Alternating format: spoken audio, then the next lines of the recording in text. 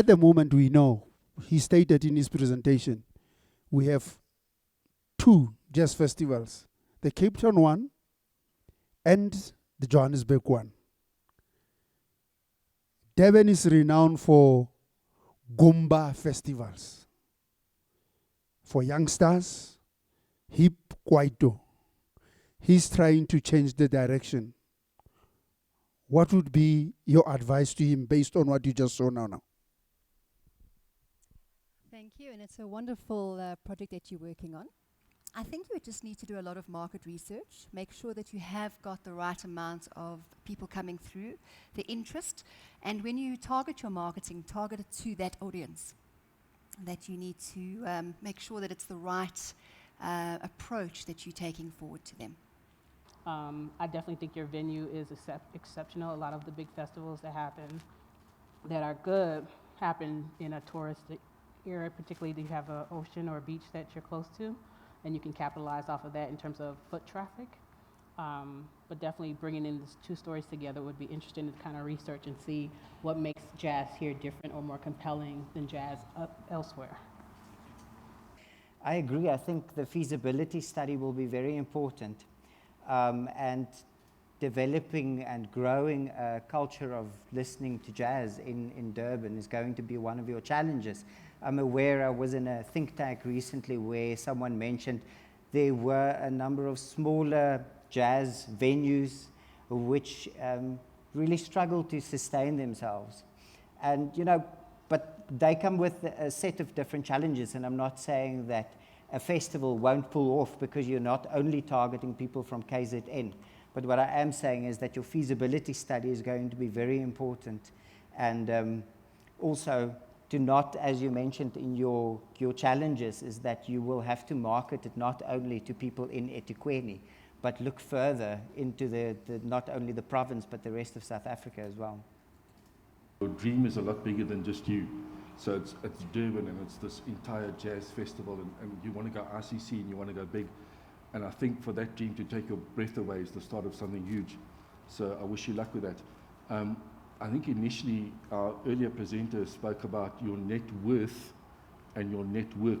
You need to really start getting into that networking now to start establishing that net worth. And there are 3 E's that I want to leave with you. One is enthusiasm, energy, and emotion. And the biggest one is enthusiasm. It comes from the Greek word enthusiasmos, and it means God within. And I think if you've got that and you've got something like that going forward and building on your network to produce this in the future, you'll get somewhere. Sponsorship is a nightmare. Will I be wrong to say chances are he's going to battle to get sponsorship due to what our local companies, including government regulations, are going through in terms of our economy? I think if you find someone who has the same passion, someone who believes that Durban should also be recognized in that center, and possibly from a tourist perspective as well, and people wanting to bring a lot more of that cultural element of the jazz into that environment, I think you could find companies coming forward. So I would select the group of people that you would want to get the sponsorship from very carefully, and start that process early, so you're not trying to find the right people in a hurry, so that you've got time. The 2 ways you can make money is to increase your income or decrease your expenses. So keep your expenses lower by maybe having a shorter conference, and then that helps you target your audience a little better to kind of snowball. I don't know if that's a phrase, because it doesn't snow here, right? But like the little pieces of flakes and let it snowball this way. A lot of the big conferences or festivals that we have stateside typically start off as 1-day events or a half day or so, and they've blown into a week-long event because they've had the budget to sustain it.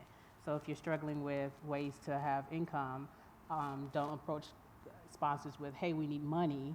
You might say, hey, we need sound equipment, and that might be a barter and exchange sponsorship and not necessarily cash infusion. One of the things that you need to grapple with is the registration of this organization that you've mentioned. If you are a CC or a PTY, the National Lotteries Commission won't consider your project for funding. And in any case, within the first 2 years of your existence, you won't be able to get funding from them because they require you to submit 2 years of audited statements before you're eligible for funding.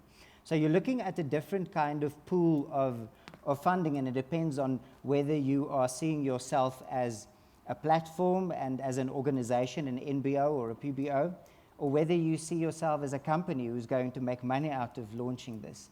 And in both instances, there is a way to raise resources. I think one clever idea is, as the lady mentioned, is to look for in-kind sponsorship. And I think, and I know you've got the idea of the convention center, but your festival is called the eThekwini Summer Jazz Festival. Why can't you approach the city to host your with the venue? That won't cost them anything. They've got venues, and that way you'll cut down a lot of your costs to start off with.